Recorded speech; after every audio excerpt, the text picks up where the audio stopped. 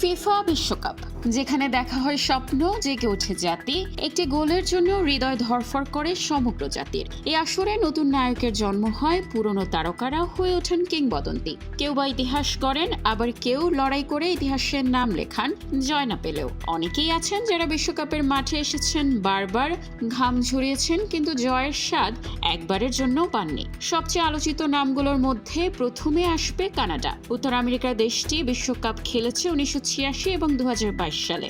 দুই বিশ্বকাপে 6টি ম্যাচ খেলে সবেই হার, একটি ড্র পর্যন্ত নেই। 2022 সালে শক্তিশালী দল নিয়ে আসলেও ভাগ্য তাদের সহায় হয়নি। 2022 সালের আয়োজক দেশ কাতার, বিশ্বকাপের ইতিহাসে প্রথম আয়োজক হিসেবে গ্রুপ পর্বের 3 ম্যাচেই হেরে যাওয়া দল।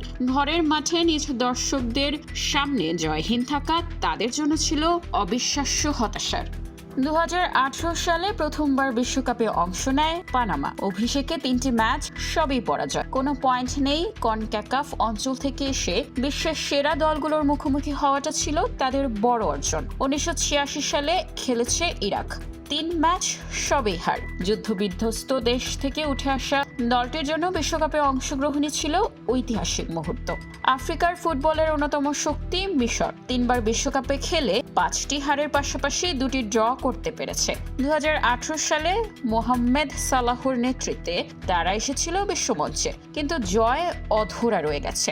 বিশ্বকাপে 6 ম্যাচে সবেই পরাজিত হয়েছেন এল সালভাদর। 1982 সালে হাঙ্গেরির কাছে 10-1 গোলে হার এখনও বিশ্বকাপ ইতিহাসের অন্যতম বড় পরাজয়। 3বার বিশ্বকাপ খেলা বলিভিয়া হেরেছে 5টি আর ড্র করেছে 1 ম্যাচে। 1982 এবং 2010 সালে 2বার বিশ্বকাপে অংশ নেওয়া নিউজিল্যান্ডের ঝুলিতে আছে 3টি ড্র এবং 3টি হার।